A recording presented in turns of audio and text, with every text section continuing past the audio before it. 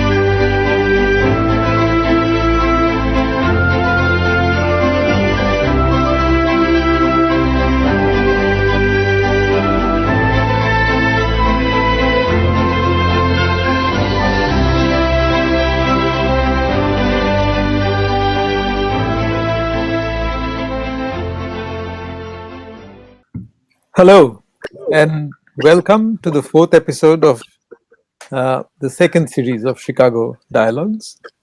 As you know, this is a series that is produced by the University of Chicago Center in Delhi in collaboration with Prohor.in.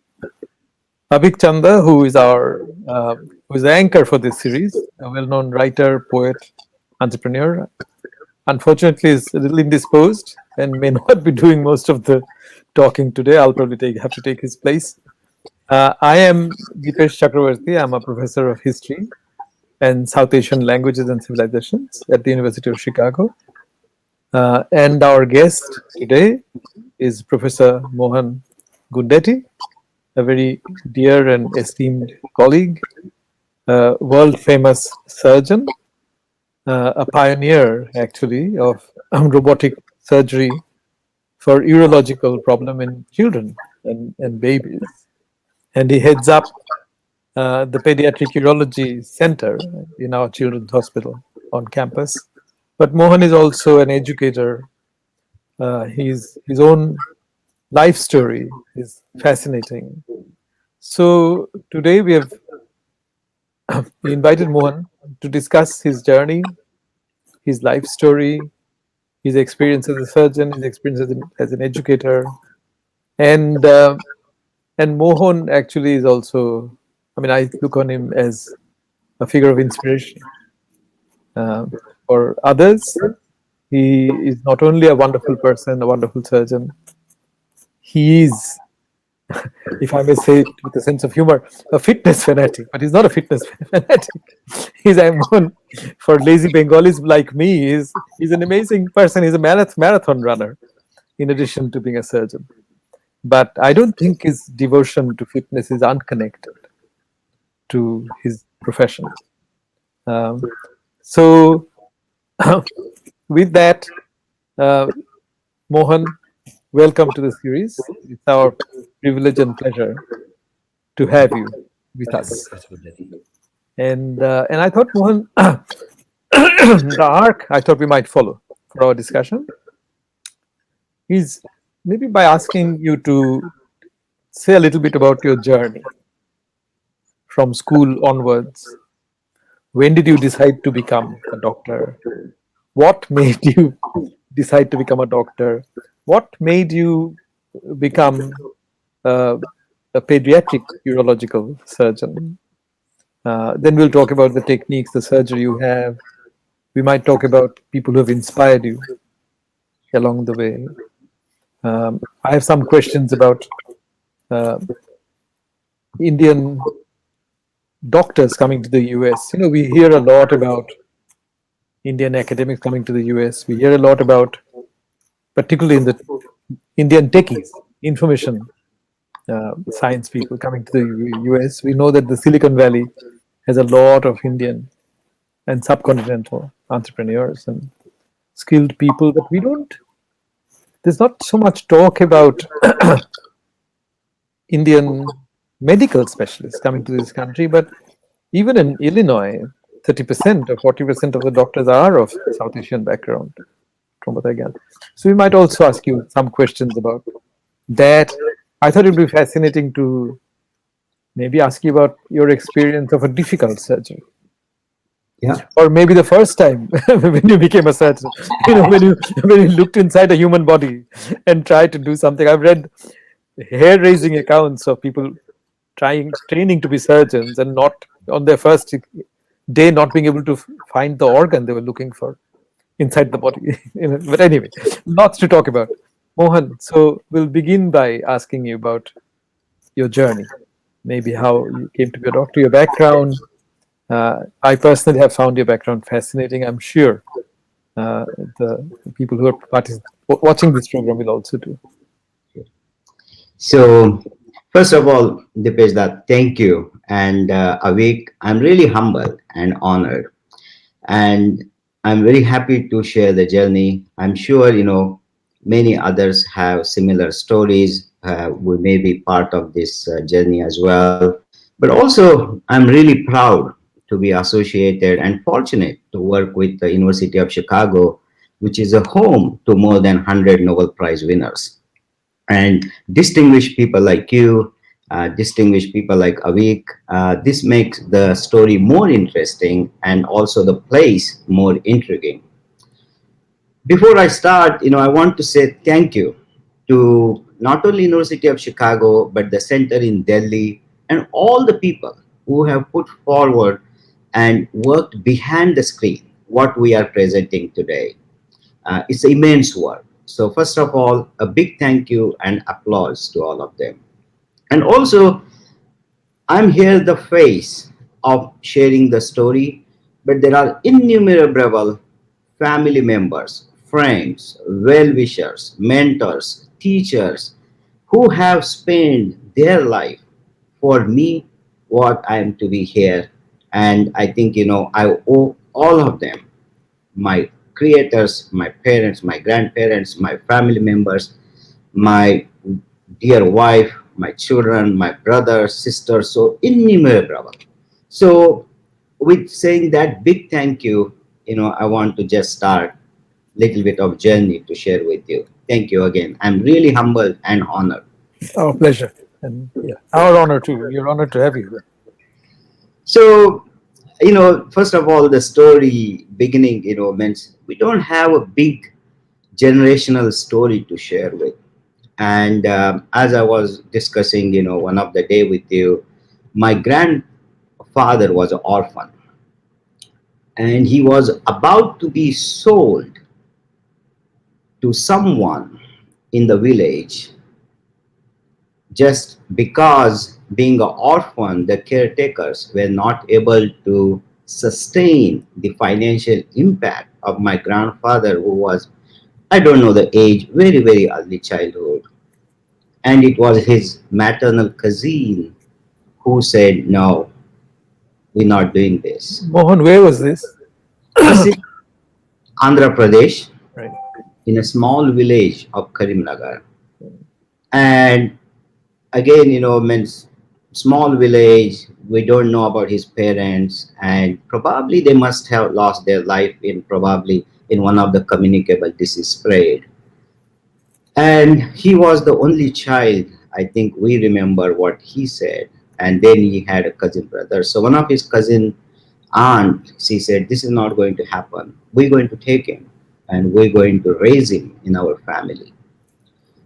And this single person who is near and dear to my heart for all the important values he embodied as a simple manual worker. And then he made his journey. He had a little bit of help from his cousin brothers, and with a lot of trouble in pre-independent era, he moved to place Solapur in Maharashtra, looking for bread to win to survive. And this is where our journey starts. So this is such a young journey story. And then he got married, and it is my grandmom who was instrumental in changing our field from a manual laborer to education. And my father is the first person in the family to go to school. And it was all instrumental because of my grandmother. And my dad, who started education in the family, and he used to study and work, and he became a primary school teacher after passing seventh grade or eighth grade. And this is where our humble story begins. So, Mohan, if I may just interrupt you for a moment. So, from what you told me once, which I found fascinating, this Padmashali community that you belong to, it's a community of weavers. So, you don't actually have a memory of anybody weaving in the family. I do have a I mean, you don't know any ancestor who actually was. So actually, I have a very good memory because my grandfather used to make saris. He used to weave a sari. He never had his I own, but he used to go to somebody's place to work from morning to evening. And my time to spend with him was when he was weaving these saris. After I come back from school, or if I'm not well from school, I will go and sit with him because that's what the I see. caretaking was. But later on, I saw my grandparents from my mother's side, they actually owned it, the factory Oh, to make the saris. And later on, again, Lalita, my dear wife, her parents also owned the sari, making small, small scale stuff. But my grandfather used to work for someone from morning to evening, and he wanted my dad to do the same thing. But my grandmother, who we all owe to for education, she said, no, this boy is brilliant, and with his friends and everything, he's going to go to school. And my dad became a school teacher. I So see. this is where our education series begin in the family. And and you and this is all in Sholapur. So you're growing up. You were born in Sholapur. Correct. I was born in Solapur. This is all in, I was born and brought up in Solapur. And I spent the time in early childhood in a very, I will say, very different language speaking people in a small neighborhood, which is considered as a neighborhood which needs a lot of help. Right. Probably I could say, just similar to our, some of the small cities outside Chicago we have. And we grew up in that place. We have multi-language speaking people outside, Urdu, Kannada, Marathi, and it's a small neighborhood, but the people in the neighborhood are mainly, daily wage workers. And my dad probably was only person in that whole neighborhood who was like a school teacher. And he was very insistent that education has to be there, so everybody respected when he come in a bicycle, coming on a bicycle into the neighborhood saying that, oh, teacher came. And he was always used to say, Gundeti teacher, Gundeti teacher. And everybody was little bit, like they will behave well because, my dad is a teacher. And he had embodied, all those values as a teacher. And you grew up speaking Telugu at home and Marathi outside, or So yes, Telugu at home, and then outside we have to speak Marathi in school. But in the neighborhood we grew up, we have to do Kannada and also Hindi. wow, Urdu is not possible. Means we could have spoken, but Hindi. this is India, which is always multilingual. This is always India, and Dipesh, Oh, he has Dipesh, it. I just wanted to come in. Yeah, Dipesh, I wanted to come in sure. for a minute, if I may. Yeah, Professor absolutely. Gundeti, you talked about your father, right, riding to school on that bicycle, and I'm thinking whether those childhood memories, right, humble as your surroundings were, the kind of respect that your father got because he was a school teacher, because he was an educationist, did that subliminally, remain with you throughout your life? And much later, when you became an educationist yourself and started giving back to the world, how much of a factor was that for that, germ in your childhood?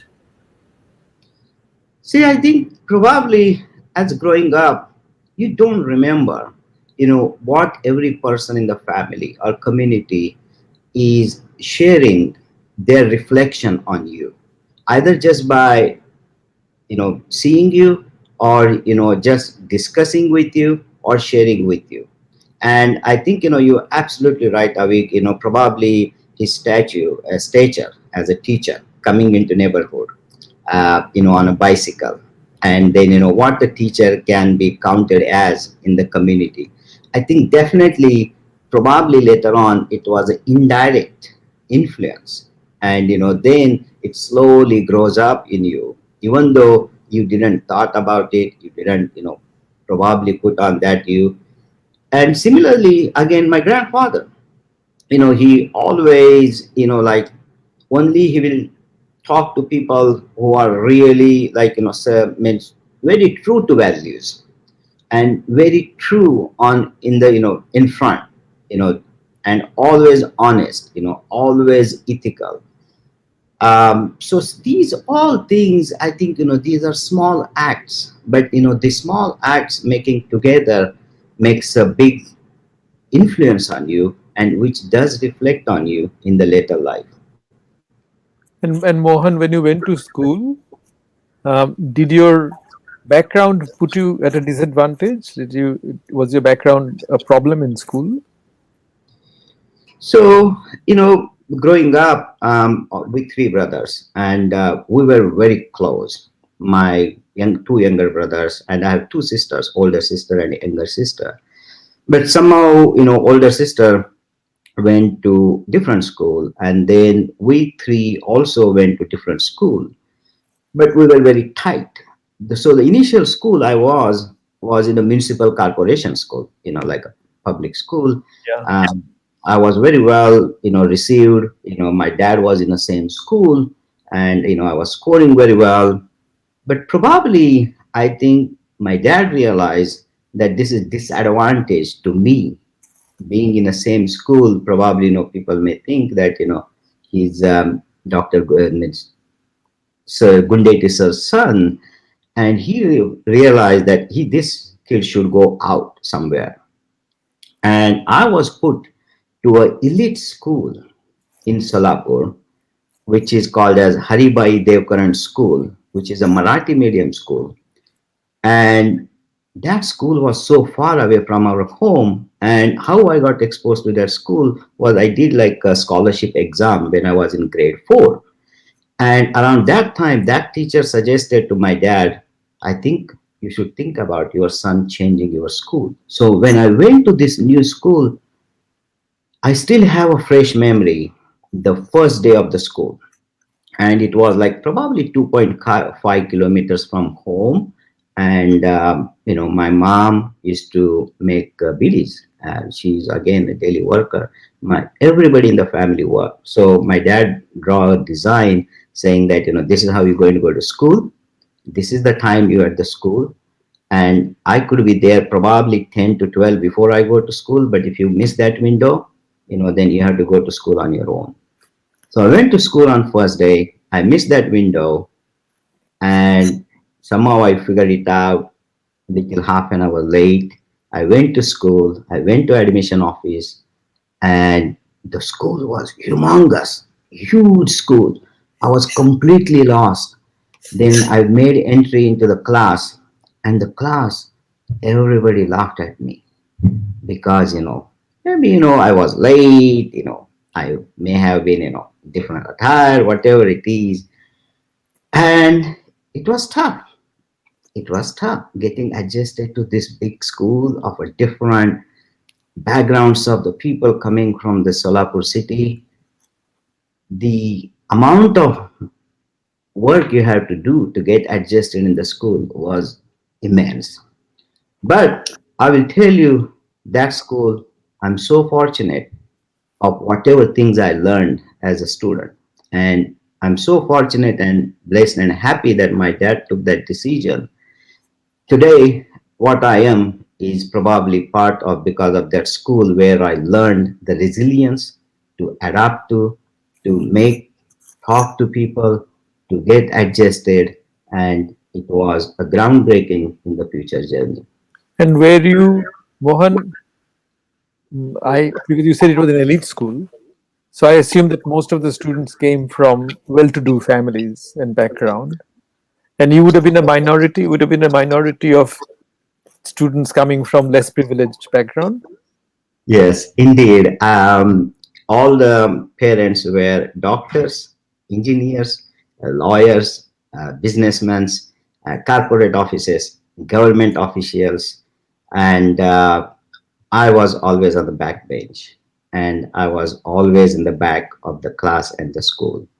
And you could imagine it was tough. But you told me there was a very interesting story of you moving to the front benches. Yes. You want to share it? I thought it was such an inspiring story. So, so I think, probably I didn't adjust well in the school. It was tough. And, probably then a couple of our friends, together, maybe we're doing mischiefs. And so someday, one of the teacher got, said, no, this is not right. I think the best thing is we should bring you guys to front and sit in the front so that at least we can watch on you, what you guys doing it, and, how you can do it. And hopefully that will help. And I'm so thankful for teacher.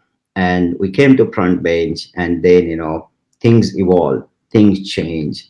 We got into more intense into studies, and then just the flag took off from there, and it was never ending and never stopping.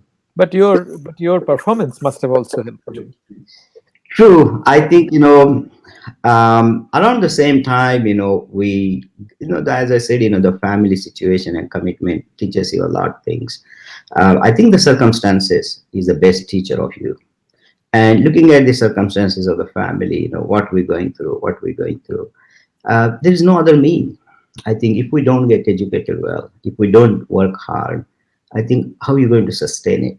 How are you going to survive it? How are you going to make, anything you can do in your life? So it hit hard.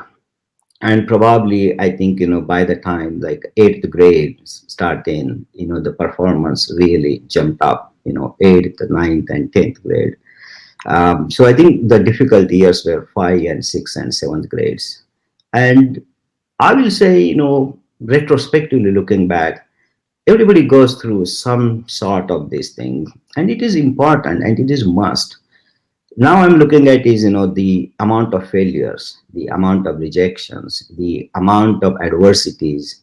I think these are all important lessons, and probably, reflecting back, I think they were really like a vaccination for future diseases I have to combat on. We will come back to the topic of vaccinations.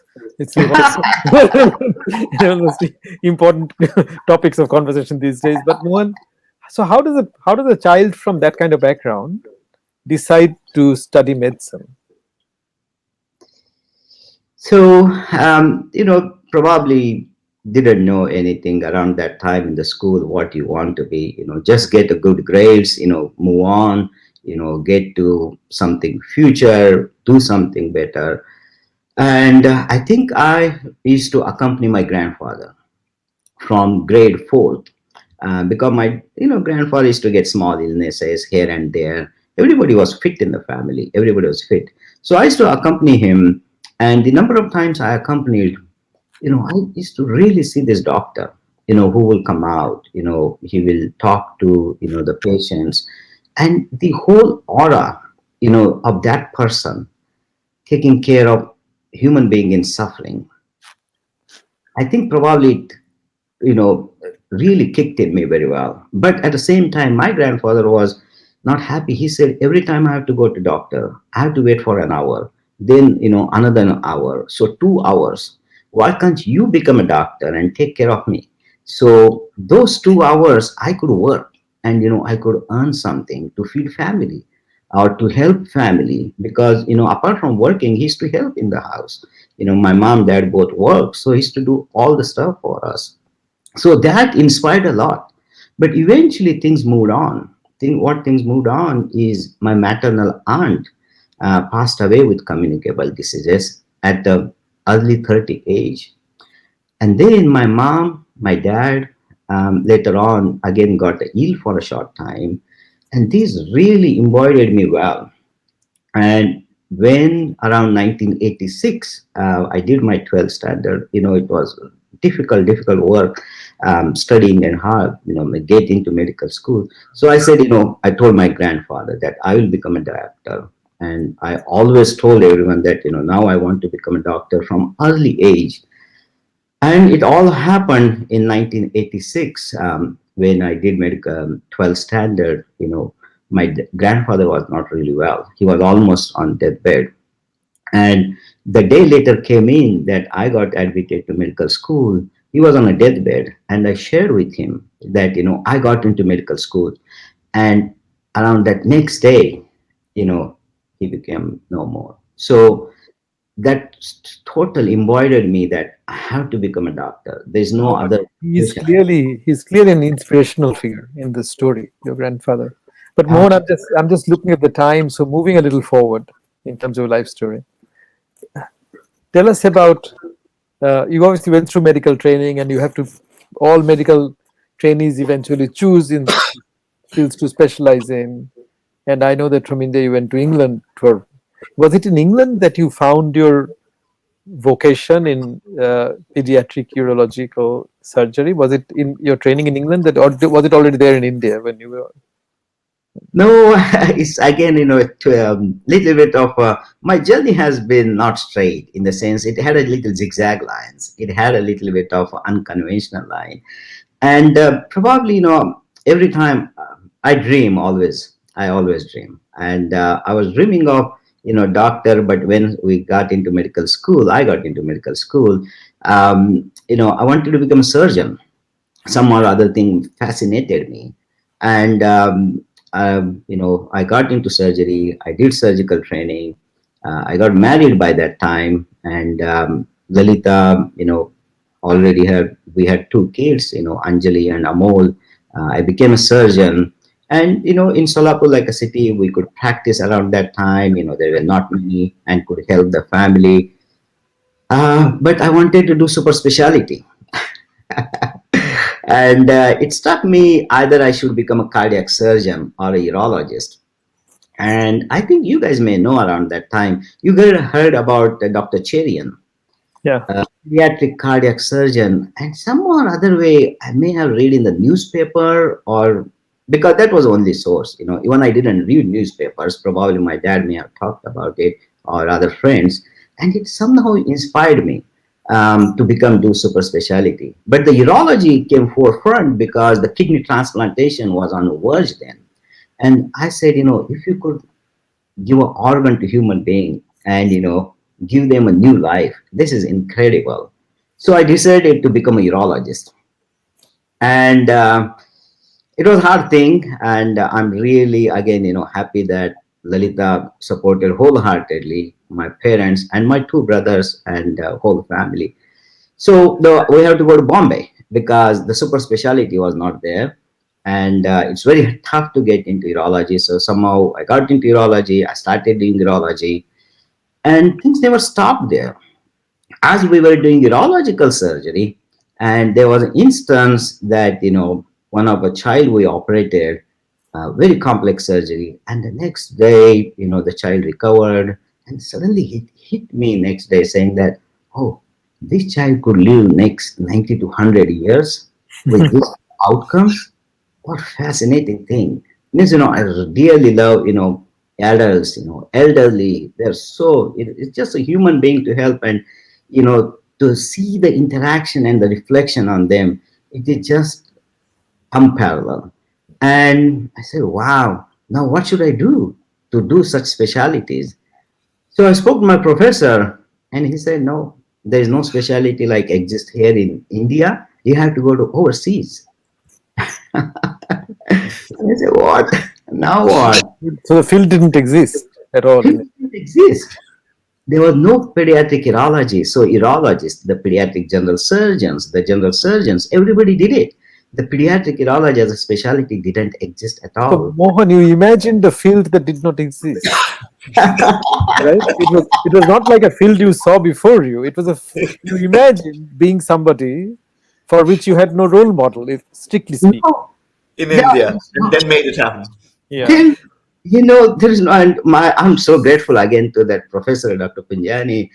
He went overseas, spent time, he came back, and he said, there's no specialty exist here. And to train as well, you can't train here. You have to go overseas. I said, this is difficult now. Means what what should we do? What should we think about it? So that's where the birth of pediatric urology happened. Right. Professor So Gundeti, where if did I you? may, I'd like to just bring you to Dipesh Da's earlier question. When you went to England, and we all know what a distinguished, sort of glorious career that you had in England, being associated with Guy's and then St. Thomas's Hospital, which is one of the largest hospitals there. You were at King's College. You were doing research. You were also teaching. There was a lot of pedagogical sort of advances and innovation that you were making, all of that. But I just wanted to know, having spent a few years in England myself, that around the time that you went, culturally, how easy was it for you to acclimatize, and what did that entire culture mean? Because in Britain, unlike in the US, things can be very elitist, at least around the time when you went there. Yes, Avik. Again, I am fortunate. It didn't happen in that way that I was able to get into these programs and the hospitals. I went as a visiting scholar. I had to get some scholarships, and I'm again indebted to all the scholarship organizations. And that's what we talk about next 10 minutes, that, how I want to give back in the same form and how important it is. Because even though I dreamed of, it was not possible in any circumstances to go to overseas because I didn't had an exam. I didn't had any financial capabilities. And I think this is the scholarship we made it happen. And it made it happen because Lalita and my two brothers and my parents said, you go ahead, we are here. And I went as a visiting scholar on my own. And when I started there, I was just as a scholar. I wanted to come back. But then when I wanted to come back, I realized I didn't operate it. I have to operate. I had to learn because I'm a surgeon. And I didn't have exams, and to do exams is very expensive, as you all know, English exams. So somehow I got relief of examinations, and every step I was able to get a 6 months job at a time.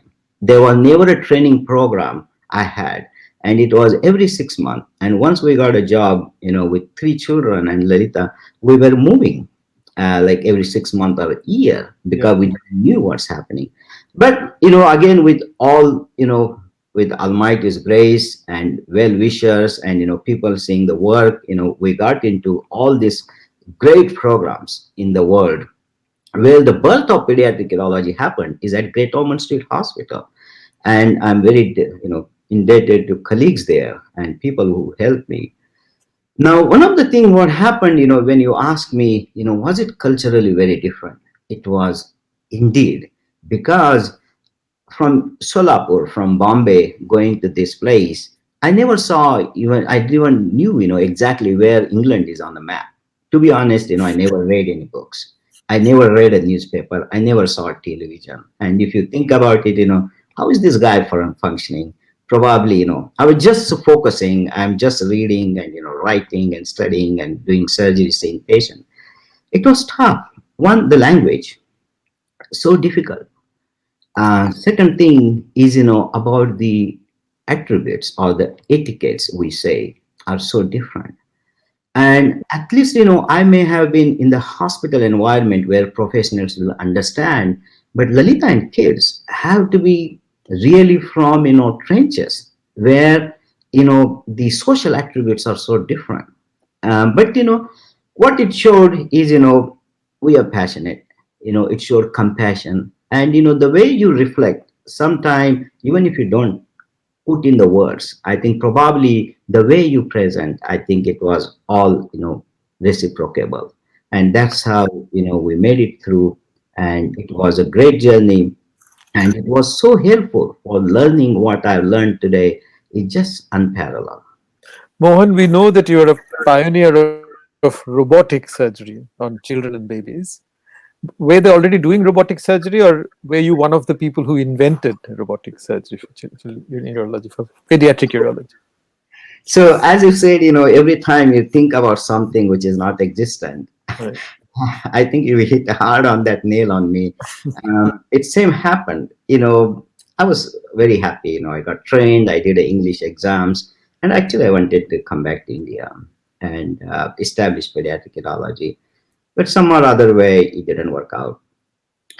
So what happened is in 2005, the Guy's Hospital Foundation, through a charitable organization, bought a robot. And the adult urologists were very forefront around 2002, 2005. And our team said, hey guys, do you want to do some pediatric cases? So back then, my mentor, Patrick Duffy, Imran Mishtak, people say, hey, well, let's see, we can do some cases. So we did 6 robotic cases in 2005 in Guy's and St. Thomas Hospital. Yeah, but on grown-ups, on adults. For children. On children. Well, not small children. They were like, for us children, like 12, 13, 14 years old, like, teenagers. And I got fascinated. I got really fascinated. I tell you, the minute I sat on the console, I hold that and the movements and the precision, it just sparked some part of my brain. And I said, oh my God, this is just incredible. Now what's next? So 2006 came and we lost the access to robot because our children's hospital moved across Thames River. They said you can't have a robot. Guy's Great Ormond Street Hospital didn't have a robot, and I was restless. And I didn't had a firm attending job in England. I was like an ad hoc consultant or attending what you say. I was restless. I was looking for what's next. What can I do in field of pediatric urology? And 2006, 2007, it so happened, one of the professor from United States, I know him very well, and he said, we need you here. We need you here. And, minimal invasive surgery is at the forefront. We need you here. And it so happened, University of Chicago said, all right, we want Dr. Gundeti here. Can we have him interview here? So that is where the birth of robotic surgery begins after 2005. I see. So you began to do robotic surgery here. Oh, sure. Sorry, go ahead. Avik, please. Avik, please. I was wondering, right? The UChicago called you over for an interview, and I'm sure Dipesh won't mind my asking this question. But at that point of time, you're not specialized; you were super specialized already, right? With so many manuscripts, so many publications, and so much of esteem already under your belt.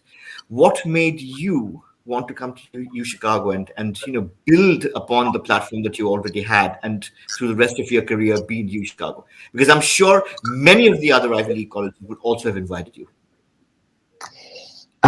Yes, Avik, I think I was just beginning of the journey of pediatric urology, minimal invasive surgery, and I saw probably I wanted to just contribute a little bit more in the field and to see what I can do in this. It was very unknown territory after doing 6 cases. But when I came to University of Chicago for interview, I was fascinated by 2 things. One is people. My section chair, Arya Shalau, and the team at UChicago, and then the visit, how they took me to all the different peoples to meet in different departments, showing the campus, showing all the, your social life, your personal life. And the most important thing is the infrastructure. They had a robot around that time, and the adult urology program was really, forefront around that time. And they said, you come in here and we will provide you all the infrastructure and take it up and see whatever you can do in pediatric urology. And there was no force that, you do minimal invasive surgery or you do this thing. And it was left to me to take the field, to do what you like and what you want to pursue.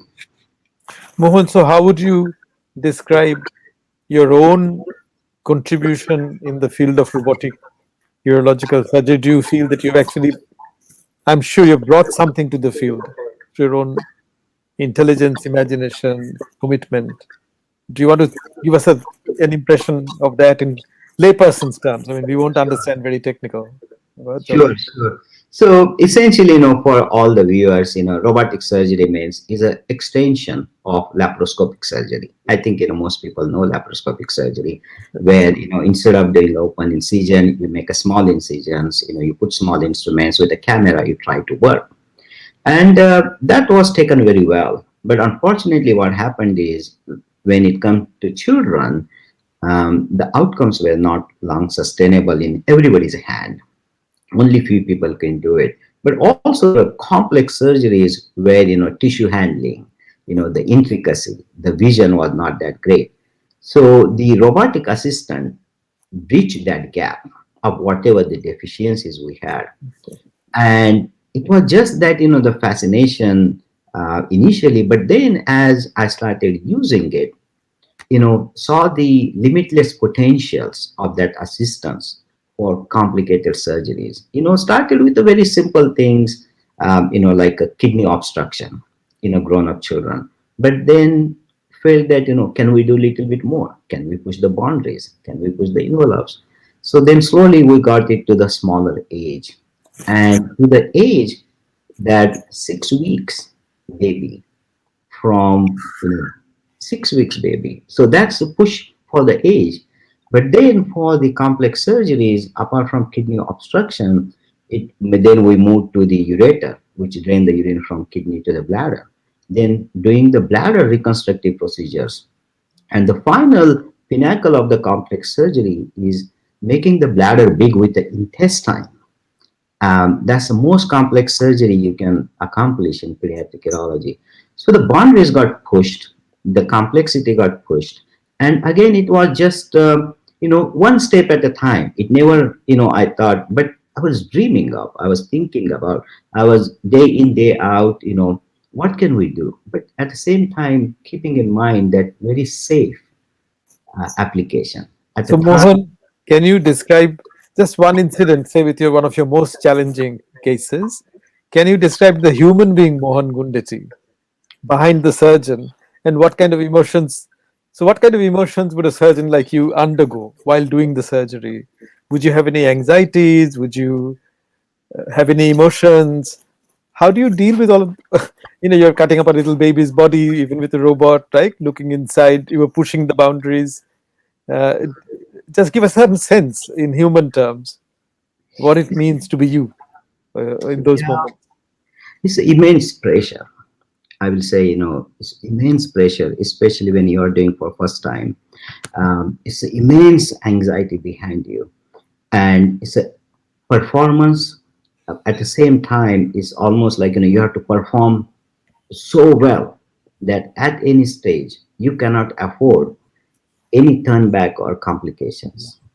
And that amount of sheer pressure is so much on you, but you cannot reflect that, because that gets reflected into your team members, does reflected onto the parents, because when you go down and talk to them.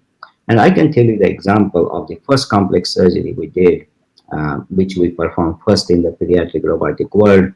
um, and I had to talk to families saying that, look, I have done this multiple times in open surgery, but I haven't done in this way. And I will make it sure that I will do my best.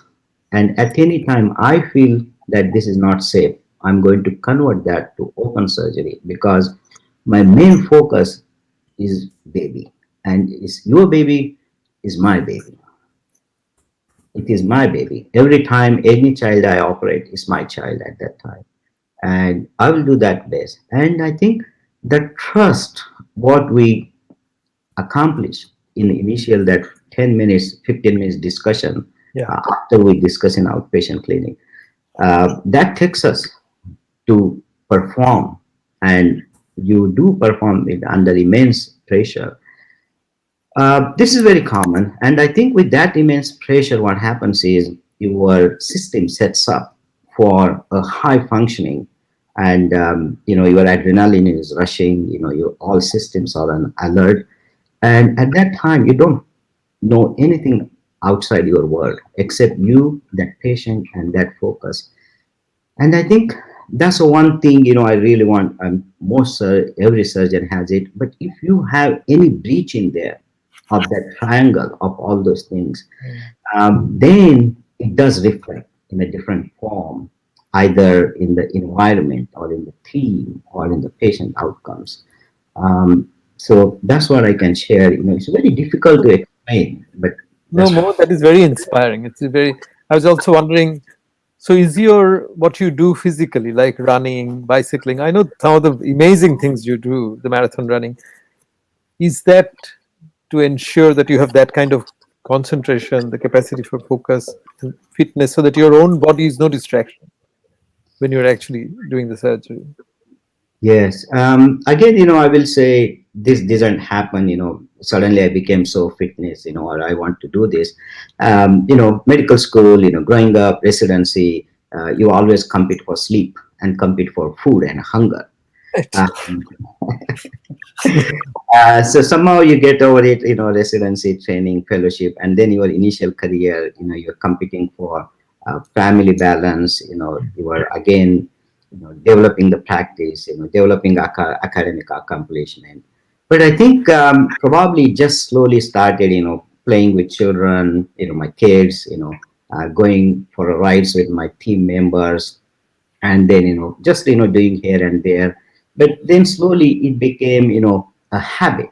And as the habit came, you meet again good peoples along the way, like again my section chief Arya, and then my son Amol, and then my two brothers, other friends, and then Lalita. So we slowly started getting into this small running, swimming, tennis with my two daughters Anjali, Apurva. And then what happened is, one day it happened, hey, why can't you do half marathon? I said, I never ran 3 miles, I never ran 2 miles, I never ran 1 mile, how can you do it? And then, can you do triathlon now that you are biking and swimming? Now I'm realizing all those really helped in regards to sustaining that energy. So I can use that same sustainable energy, but also focus. And now this all happened. Now, if you read about literature, it shows how much the deep neuronal connection you can set it up with exercise, how you can change, the composition of gray matter, white matter, and there is so much of literature.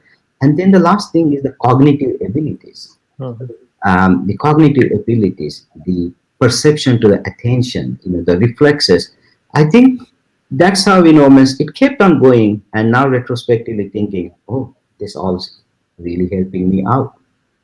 Mohan, you've already addressed one question I had in my mind through your answer, which was really I was going to ask you, how does a busy person like you achieve sort of work-life balance, as it were? But you've already said that Lalita, your children, I mean, they're involved in these aspects of your life in different ways, and so that's a trick, is to bring them into what Yes. you're doing.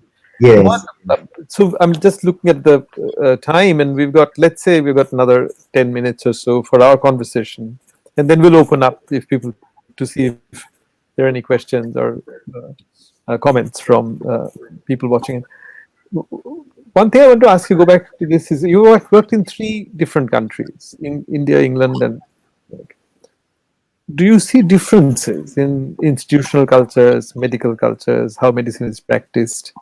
And if the 3 countries came to you and said, what can we learn from each other? What would you say? I think, if we could think about the practice two pattern, one is the system administration, and second thing is physicians, or, the important key workers. I think the key workers, like, surgeons, the nurses, most of us have compassion and passion. But because of the way the system is running, the way the administration runs, it doesn't allow, to practice full-heartedly or full professionally. And that could be because of, the time constraint, or multiple commitments, being in India, time constraint. We have so much volume and time constraint. I want to talk to family for 15 minutes and explain to them, but sometimes it does not happen. Or if you say in England, I want to see 40 patients, but I want to do 30 surgeries. But because of the national health system, we have constraints of how much capacity, you can use it because we have a limited capacity. And then if you see United States, we can function how we like it, we can compassionate care, but the cost is humongous. And that's because of the the operating cost and the way everything is set it up.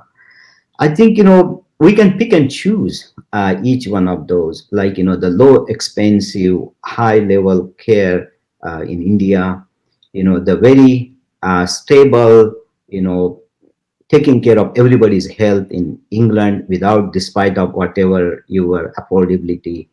And here, I think, the research and the advancing the field in all the aspect, we do it, but at a cost of financial expenses. And Mohan, before we finish off, there one more thing is that you sometimes talked about what you want to give back to India and your dreams about your role as an educator worldwide and what you dream about. Do you want to talk about those things, both your role about as an educator in India and elsewhere, and and I know that you have some dreams about India. Yes, Dipesh and Avik. I think, with the one person, we can touch one life at a time. And but if I can share that of, whatever has been acquired to residents, to fellows across the world, surgeons around the world, in the form of workshops, teaching, lectures, books, then, probably we could reach, multiple times. And that's the main notion of, doing all these things. But giving back to India and rest of the world, apart from education and teaching and sharing the skills, as you saw, the Delhi Center has been so influential to help me out with the grants, so I can do workshops, I can do teaching conferences. Also, we are running, our Gundeti Foundation organization, where we are doing, surgeries and seeing patients every year. We do want to grow that up more so that we can reach to most people in the society. But last thing also of the scholarship, and university has helped us. Some of the philanthropists has helped us. Where through the scholarship, we're getting the developing country young surgeons to come and spend time with us. So in that way, that surgeon, when goes back, he or she can, spread that good knowledge and teaching and the care to people in the need. And that's where I think sometimes the Delhi Center has been able to, It has been indeed a yeah, help yeah. Daily Center and universities philanthropist, and this all has because, and as I said, like, I'm so indebted for not only peoples to organization to mentors and teachers. We thought that it was not possible. So I think if we can everybody reciprocate in 10 times what we have received, I think the world will be a much better place. Planet is beautiful, the world is beautiful, human beings are lively. I think it will be still growing more rich. Mohan, we're beginning to get some questions, comments. So This particular question, Shubhajit, has already been answered by Professor Gundeti. We have one or two more questions that we can take up, but before that, if I may, I had a few questions of my own. Just maybe one or two more. And I wanted to bring you, because this is something that we really didn't talk about. In the earlier part of the conversation, we talked a little bit about the pandemic and vaccines, etc. So I want to bring you back to this era of the pandemic that we are right now in. And you know much better than me that as a result of the pandemic in the healthcare sector across the board, there's been this incredible proliferation of technology, not just in the field of robotics, but mainly telemedicine across the world, right? And given that we are not out of the woods by any means, that telemedicine, the proliferation of telemedicine is kind of becoming endemic, if I may use that technical word. I wanted to understand from you, what is your own position in this? What are some of the pros and what are some of the cons of telemedicine? So thank you, Avik. Again, being a distinguished author and a thinker like Dipesh, that every crisis brings something new, and we learn from the crisis, a positive and negative. And the positive has been the technological advancement and the telehealth. Now, we've been thinking about using telehealth, but movement happened, we using telehealth for outpatient clinics. There are some limitations, because there are some of the physical examination we're not able to do it, but we can overcome those situations by sending some of the equipments to patient's home or to a place, and we can get those data, like simple thing like electrocardiogram. You have application on iPhone now. You can have a blood pressure monitoring, you can have electrocardiogram, and to an extent now the ultrasound scan machines, small portable, will be sent to families. So you can do all those things at home, and we will have a live recordings, and then we can use those for next year of physical examination, which you don't have to come in person. But also, moving on to that, the last means, I always dream about, again, tele-robotic surgery. We've been talking about tele-robotic surgery for the last 20 years since the robotic surgery been here. And I think, that could be the future frontier. And we don't, time is just, just a time gap. But I think if we can have a tele-robotic surgery, then our hospitals will not be loaded, because we have to take care of the pandemic patients. We have to take care of the healthcare resources to the pandemic. So if you have a tele-robotic surgery, which could be the future, then we could overcome some of those situations. But I think it's promising, and we all contributing to it, and will be very helpful in future. And just staying on that domain of the technological advances or the increasing technological demands, right? If I transpose the question onto medical education itself, how does the pedagogy, how does the methodology, how does the way that you teach things in a practical manner, how does that itself shift as a result of these increasing technological demands? Again, we have seen a good use of this virtual platform for education. We were able to do all the lectures, CMEs, workshops, and conferences. But what was lacking is the human touch, in the sense of human interaction in one-on-one. And probably when you have human interaction one-on-one, it does allow you to share some of the thoughts which you may not have thought about. And those small thoughts or the some intriguing questions may advance the field. And I think that's the only thing, I think is a little bit, missing, because last 2 years doing all this educational advancement. But at the same time, I was able to, everybody was able to touch the world by educational manner without traveling. So we could reach to different parts of the world. So there are pros and cons. I think it will be part of our future education, but it won't completely replace it. Mm-hmm. Dipesh, incidentally, Professor Gundeti has also answered a couple of other questions, particularly from Chando, but we have one or two that we can bring up right now. And let's start with the one from Dr. Nayak, Dr. Siddharth Nayak. So you can have that on the screen here. This goes beyond robotic surgery, right? A very, very broad-based question. What, in your vision, is the role of AI going to be in medical practice in future? Thank you, Siddharth. It's a hard hit and that question in time. So I think, it has a good role in our medicine. And actually, I'm working on a project of using I will say, machine learning. In the end, it's artificial intelligence, but machine learning. And I think currently I'm working on a project to diagnose a condition and to predict the future of that disease process, so we can tell the families upfront when we see them that this is the course of this disease process, based on what we are inputting the data into the machine learning or artificial intelligence.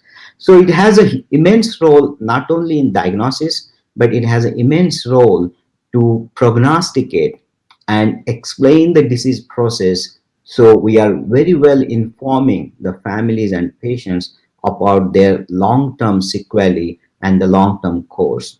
It will be complementary. Again, it won't replace it. It will be complementary, because it all depends on how good data we feed into this system. That's what we're going to get out.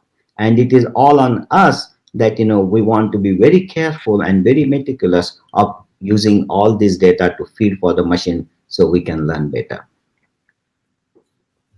Absolutely. We'll take up Tonmoy Bhattacharya. We'll take up Tonmoy's question next. And this is a very interesting one. Hypothetically speaking, and this is not hypothetical, but really practical. Can a surgeon be very objective when you're operating on someone that you know, or maybe it's a loved one? Tough Yes, one. yes, it's a tough one, but it's a real one. It's a real one. And what I say is, you have to develop a process of attachment and detachment. So much attached to family and that child before surgery. But once you start surgery, I don't know what happens, when you scrubbing the hands, getting ready, the gown gets put on, then, the gown gets tied off, you start at the bed, the lights are on, and suddenly the detachment begins. And if you are not able to do detachment and be objective and critical, then I think the performance won't happen very well. And I always think, in England, we used to call the operating room as a theater, operation theater. And we had a very fun when I came to United States. I said, we'll take patient for theater. And some of my residents said, theater? Then, they realize it. So it was like always like, it's a performance. It's performance. And I think that attachment, detachment takes a time to develop as well. And especially for, young aspiring, our future surgeons, we have to develop that. And it does develop. It does develop over a period of time. Gundeti, if we've gone past the time, but we are still continuing to see quite a few questions come in. You did mention it, but probably we'll end with this one, which is from Somyadeep, and it's quite apposite that we end with this. You just touched upon the Gundeti Foundation, but here's one of our viewers who wants to know a lot more about it, about giving back to the community through the foundation. So if you can enlighten us. Sure. Thank you, Somadip. It's mainly our family endeavor at this stage, focusing on health and education. And health in the sense of essentially we are doing for mainly pediatric urology patients. And it's run by all our family and my friends who come and help from different portion of the country, anesthetists, surgeons, pediatricians. And what we are doing is probably it's about 2 to 3 days of work. We do see a patient's number of patients and do number of surgeries next day. So that's what is mainly currently slowly. It's in the embryonic stage. I think we want to grow. And in regards to the education, essentially focusing on scholarship. So we can help those who are in need to get the education they want. So that's what it has been kind of instrumental in. And we will be growing slowly and slowly on that aspect. Best wishes. Mohan, I think if there are no further questions, we've come to the end of the program. Yes. Before I thank you, I want to, of course, thank Avik and Anitesh and the Prohor team and the Delhi Center team who work in the background and make all this possible. And Avik, I want to thank especially for being here in spite of not being 100%. And Mohan, it was a great pleasure and honor to have you on this program and to discuss your life's journey and your story. You are a figure of inspiration, I'm sure, Absolutely. not just for us, Thank you. but everybody watching it. Thank you very much. Thank you very much. Thank you. Thank you, Dipesh. Again, I'm really honored, in the gathering of distinguished historians, authors, and poets. Thank you for all the team at Delhi Center, University of Chicago. And again, I want to say number of people, including my family members and people around the world, not only in England, India, and United States, but around the world. Everybody contributes to, some or other of journey in some or other way. And I'm really grateful for everyone. And thank you. I hope we have a best 22 and the future. Thank you. Thank you. Thank you very much. Thank you. Bye now.